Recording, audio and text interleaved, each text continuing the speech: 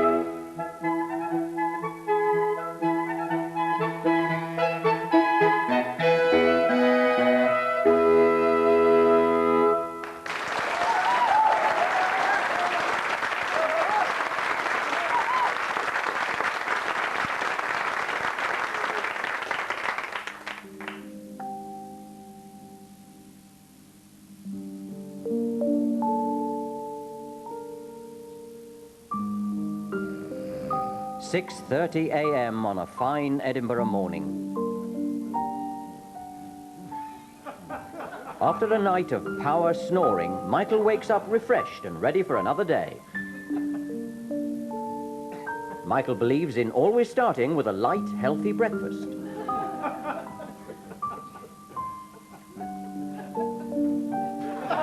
Then it's straight on to the first business of the day. Already he's reading his first script. Yes, it's War and Remembrance Part 3. But a man in Michael's position doesn't get much time to himself.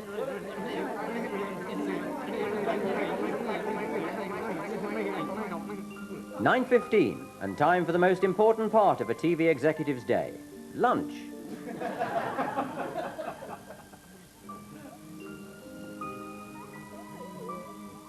But these days, a top executive can't do everything. He has to delegate.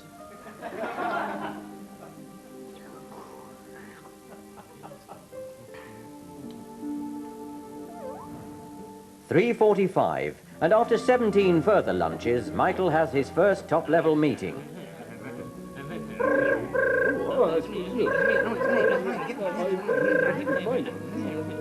In this day and age, the portable phone has become an essential tool of the TV executive's life. 5:15, and with all the TV companies that are up at the fringe, Channel 4 has to do some hard publicity and marketing. 10:30, and Michael at last has a chance to relax with a drink before retiring. Next week, I'll be following Selena Scott. That's not a program, it's just my obsession.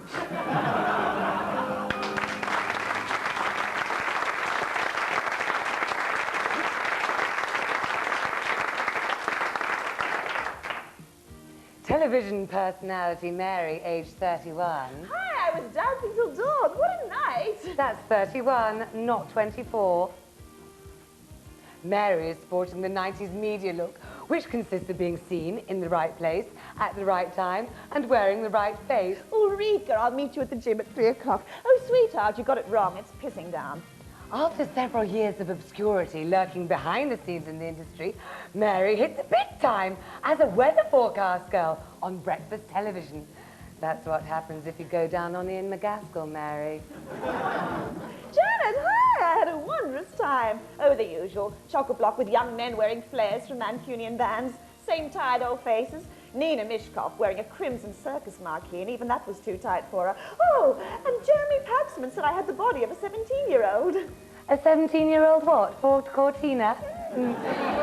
She has the morals of Imelda Marcos and the shoes to match. Nowadays, Mary presents an afternoon women's program called Cycles, which reinforces every stereotype in the business. Meg, it's me. Any messages? Uh-huh. I need those incontinence pads for Tuesday. I've got to see how they work. Just do it. All conducted with patronizing charm. She's married to Owen. They are presently childless. Mary is convinced that babies were last year's fashion accessory. This year it's something altogether much more fashionable. Who are you trying to kid, Mary? We all know that Owen is a screaming homosexual. Julian, loved your outfit. More PVC, I say. Of course I'll come. Oh, yes, of course I'll bring Owen. I love the show. So did Esther. Can you believe it? I arrived at the theatre, had a sticky moment, just got out of the cab a la Fergie.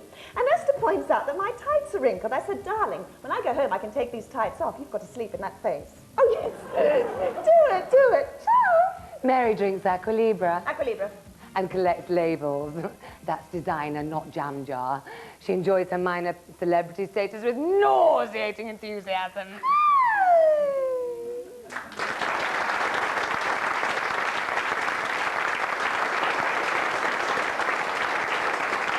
Julie Ballou and Jenny Eclair there. Thank you very much. I've just had another script here, but we won't worry about that. Now, one of the many other things that Scotland is famous for is, of course, its poetry. Rabbi Burns, Liz Lockhead, and, of course, Graham Souness. But the greatest poet of them all, who had a beard and was extremely tall, was, as you ken, William McGonagall. Okay, do it! Oh, the wreck of the Thomas Dryden by Pentland Firth. Oh, As I stood upon the sandy beach one morn near Pentland Ferry, I saw a beautiful brigantine, a crew all gay and merry, when lo, the wind began to howl, and the clouds began to frown, and in the twinkling of an eye, the rain came pouring down. Then the sea began to swell, and seemed like mountain high, and the sailors on board the brigantine to God for help did loudly cry. Oh, it was an awful sight. Is there much more of it? Well, yes, the whole ship sinks, but I can truncate it. I'll truncate it for you. And when the crew did get ashore, they were shaking with cold and fright. And they were shaking with cold and fright, and they went away to the Hooner Inn and got lodgings for the night. Can you do a shorter one? A shorter one.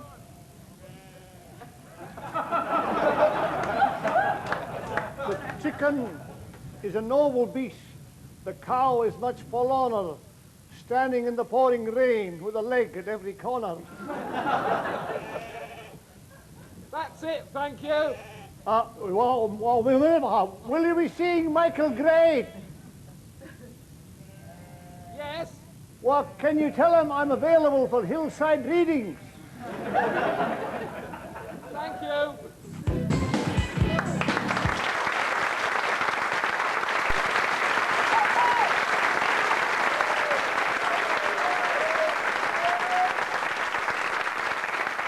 Lager boys, take 41. G'day! Are you fed up with soaps? Do you have the technical know-how but don't know how? Have you always wanted to be on the box? Then why not join the television industry? Become a cameraman and record people's personal tragedies for posterity. Cut the slack feeding cables. Careful not to pull focus. Maybe you've got an ear for sound. Rock and roll! Needs more bass! You've got to be bright to be a lighting technician. Spot on! And editing is an outmoded concept with no place in today's television industry. Sorry, can we do that again? Become an actor and act out your fantasies on screen. Ha ha! Ha ha! Ha! Prove the pen is mightier than the sword. Become a writer and choose your words carefully. It's a mini-series. Do lunch with your caring colleagues. Watch out, Beatles about. Get yourself into makeup. Or join the band and face the music. Do yourself a favour, get a hat and host your own rock show. Oh, I'm so stoned. Broadcast for the kiddies. There's a bear in there. Aim for the top. Be a director. Cut. Or a TV executive. Act's your favourite program. I'm Kerry Wogan. No, you're not. Get into television. It's the people's medium for medium people.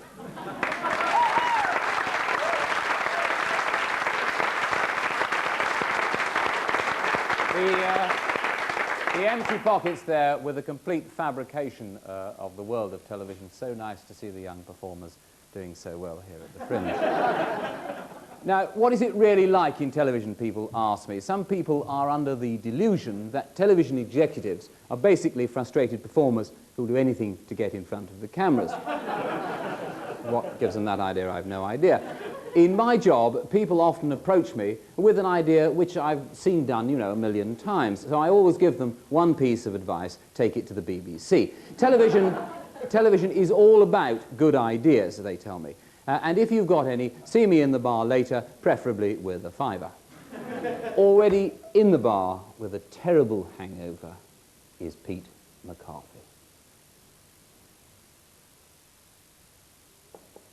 Edinburgh city centre suddenly changed today. We couldn't move for Armani suits and absurd spectacle frames. Suddenly, there's a nasty smell of arrogance in the air. Yes, the TV festival started today. Well, at least it's good news for the hotel, bars, pubs and off-licences of Edinburgh. The only reason that these TV executives swarm into the city in such numbers at this time of year is so that they can get drunk in different surroundings. They don't go to any shows, they don't spot any new talent like they claim to, they just drink for 4 days and nights. Mind you, they're not the only ones. Actors, comedians, musicians, poets, artists, students, complete piss artists, all of them. Why should this be? Stress, pressure, artistic temperament? No, it's because they don't have to get up and go to work in the mornings. Don't these people realise that alcohol is a poison? Alcohol tastes foul. That's why we have to use mixers to make it more palatable. Lager and lime, gin and tonic, whiskey and dry ginger, port and brandy. But alcohol adverts on TV don't tell you it's a poison, do they? Why can't TV advertisers just be a bit more honest about what it is that their products are doing for us? Holston Pils, the one where all the sugar turns to a really filthy hangover the next day. Tennant Extra gets homeless people drunk in shoe shop doorways. Ember Cream Sherry gets sad old people drunk at home on their own. Martini tastes like shit, but you can drink it on a boat. Carlsberg Special Brew. Fall down and soil yourself in less than half an hour. Mind you, I can't deny I like a drink myself. I'm up here doing a show about hangovers. I'm having a nice time. I'm on at noon each day in a very intimate little room that holds 120 people, or 1.5 million, as they say on Sky. The only problem is that because I'm a very conscientious person, I feel obliged to stay out late at night researching the show, and the bars in Edinburgh are open till 4 in the morning. It's a nightmare, really. I woke up this morning and remembered last night, dancing like a maniac in some trendy nightclub at 3 in the morning, me thinking I'm dead sexy, everybody else thinking I must be somebody's dad come to give him a lift home. Still, I shouldn't grumble. I love Edinburgh. It's a beautiful city. There's nothing I like more than walking through these gaunt grey streets in the small hours of the morning, ripping down other people's posters. And I can't grumble, and before I came to the festival, I spent 4 weeks on tour as a support act on a series of live sex shows for senior police officers and Freemasons. So, this is a cakewalk after that. Finally, if you are thinking of drinking tonight, be careful what you drink. They say that if you get drunk on Pernod and then drink water as soon as you wake up the following morning, you get drunk again straight away. I find the same thing happens with vodka. Get drunk on Pernod, drink vodka the next morning, pissed as a fart straight away. I'll see you later in the George Hotel bar with Michael Grade.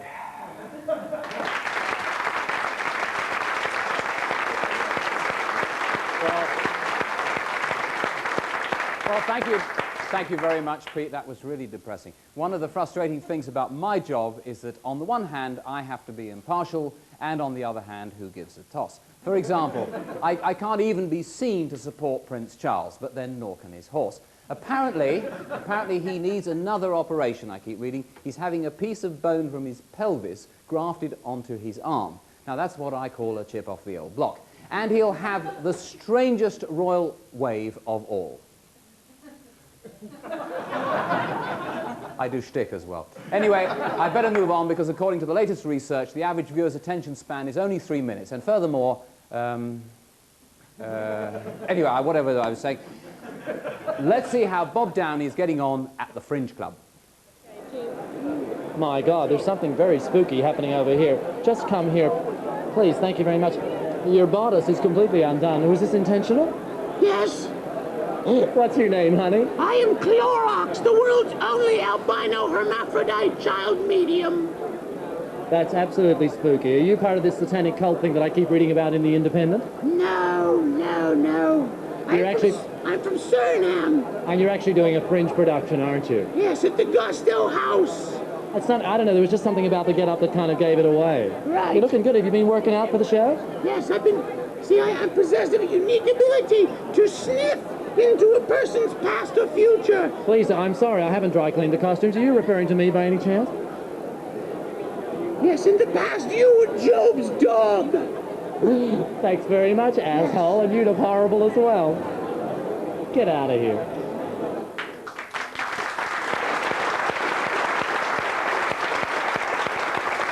Well, that's almost it, but before I go, I think I should leave you with one thought. It's the Grade family motto, sic transit gloria Hanniford. If at first you don't succeed, you're fired. Please welcome back Saxtet and get me the name of the writers, for God's sake. Thank you.